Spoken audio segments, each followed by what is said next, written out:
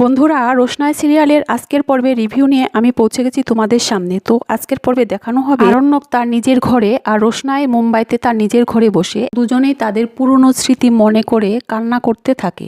এমন সময় রোশনাইয়ের ঘরে আদিত্য ঢুকে বলে, রোশনাই, পরশু তো আমাদের কলকাতায় যেতে হবে, তো অ্যাডের যে ভদ্রলোক তোমার সাথে কথা বলতে চায়। এরপর আরণ্যক ভিডিও কল করে এবং ভিডিও কলে কথা বলতে থাকে।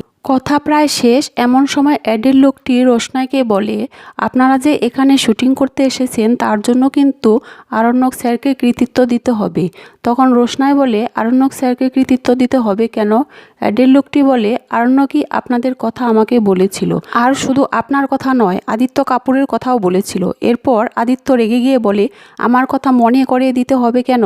আমি তো অনেক দিন ধরেই কাজ করছি, আমার কথা তো আপনাদের মনে থাকার কথা।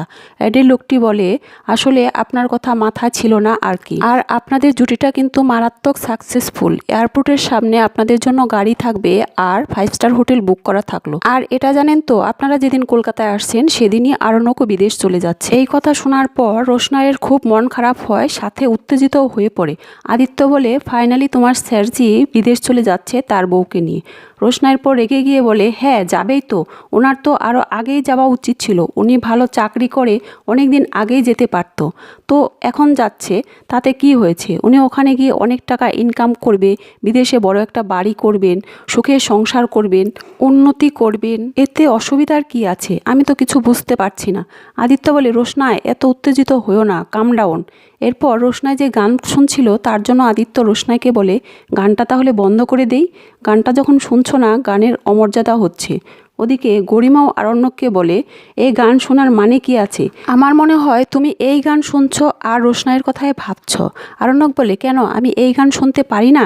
গরিমা বলে, আরও তো অনেক গান আছে, সেগুলো শোনো, এই গানই শুনতে হবে। এরপর গরিমা আরণ্যককে এই গান শুনতে বারণ করে চলে যায়। ওদিকে লালনের বাড়িতে সেই পুলিশ কমিশনার আসে। মিনি চিৎকার করে ডাকতে থাকে, ও নতুন মা, ও নতুন মা, দেখো না আমাদের বাড়িতে কে এসেছে।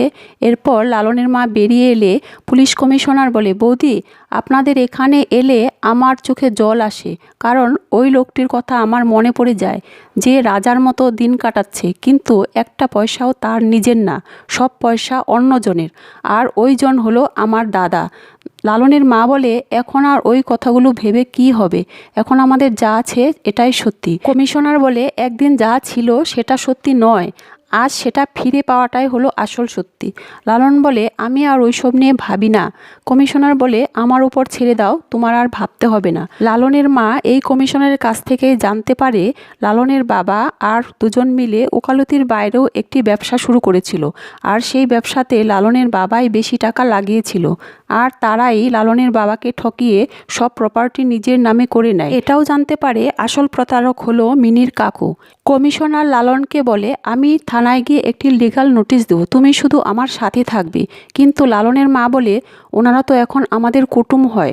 তখন আসে লালনের বোন। বোন বলে, কুটুম হয়েছে তো কি হয়েছে, কুটুমরা যদি আমাদের ঠকাতে পারে, অপমান করতে পারে, ছোট করতে পারে, আমরা তো ছোট নই, এটা ওদের বুঝিয়ে দেওয়া উচিত মা। এরপর দেখায় গরিমা একটি বড় ট্রলি ব্যাগ নিয়ে আর অনেকগুলো জামা কাপড় নিয়ে আরণ্যকের ঘরে ঢুকে আরণ্যককে বলে, ব্যাপারটা কি বলো তো, তুমি এখনো হাত পা গুটিয়ে বসে আছো কেন? আমি যে বললাম তোমার জামা কাপড়গুলো বের করে রাখো, তুমি কি মনে করেছো বলো তো?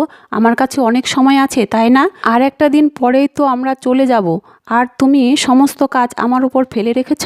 আরণ্যক বলে, করছি গরিমা, আমার শরীরটা খারাপ লাগছে তাই। গরিমা বলে, আসলে তোমার কিচ্ছু হয়নি, তোমার এখান থেকে চলে যেতে হবে তো, তাই তোমার মন খারাপ হচ্ছে। আচ্ছা আরণ্যক, তুমি কোনো এনার্জি পাচ্ছ না কেন বলো তো? আমরা একটা নতুন দেশে যাচ্ছি, নতুন করে সংসার শুরু করব, তুমি কি চাও না সেগুলো? আরণ্যক বলে, আমি চাইছি, কিন্তু সত্যি আমার শরীরটা খুব খারাপ লাগছে। গরিমা বলে, তোমার এই বাহানাগুলো আমার আর একদম পছন্দ হচ্ছে না। আর তুমি বলছো না যে তোমার শরীর খারাপ, আসলে এগুলো কিচ্ছু না। আরণ্যক, তুমি কিন্তু আমাকে কথা দিয়েছ, তুমি সই করেছ, এরপরেও যদি তুমি কিছু করো তাহলে আমি কিন্তু তোমার বিরুদ্ধে চূড়ান্ত সিদ্ধান্ত নেব, আমি ফাইট করব।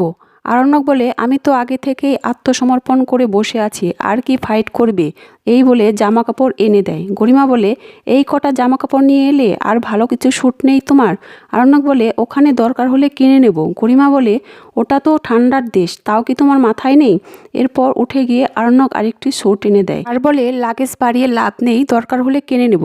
এরপর গরিমা রেগে গিয়ে বলে গানটা কি এবার বন্ধ করবে? এরপর দেখায় কমিশনার লালনকে বলে লালন তুমি শুধু আমার সাথে থাকবে, আর বৌদি দরকার হলে আমি আমার সর্বস্ব দিয়ে এই আইনের লড়াই চালাবো।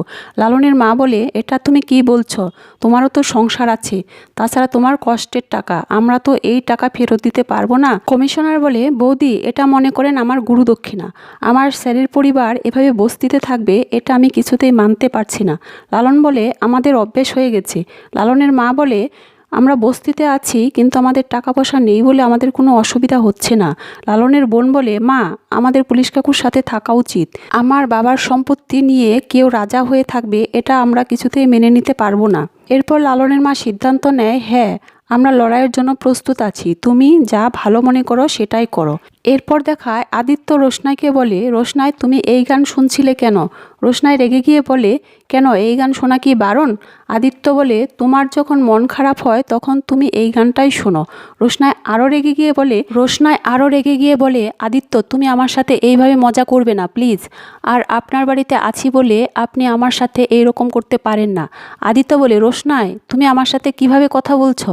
রোশনাই বলে প্লিজ স্যার, আমার একটু মন খারাপ লাগছিল, মাথার ঠিক ছিল না তাই। আদিত্য বলে হ্যাঁ আমি বুঝতে পেরেছি, তুমি আরণ্যকের কথাই ভাবছিলে তাই না? জানো তো রোশনাই আমাদের জীবনের ঘুড়িটা না নিজের মতন করে চলে না। যেমন ধরো আরণ্যকের জীবনের লটাইটা গরিমার হাতে আছে, আমি জানি তোমার খারাপ লাগছে, কাজের মধ্যে থাকো ভালো লাগবে, এই বলে আদিত্য চলে যায়। এরপরে আবার দেখায় গরিমা আরণ্যককে জামা কাপড় গুছাতে হেল্প করতে বলে। আরণ্যক বলে আমার খুব বুকে ব্যথা হচ্ছে। গরিমা আরণ্যকের কথা শুনতেই চায় না, জোর করে নিয়ে যায় এয়ারপোর্টে।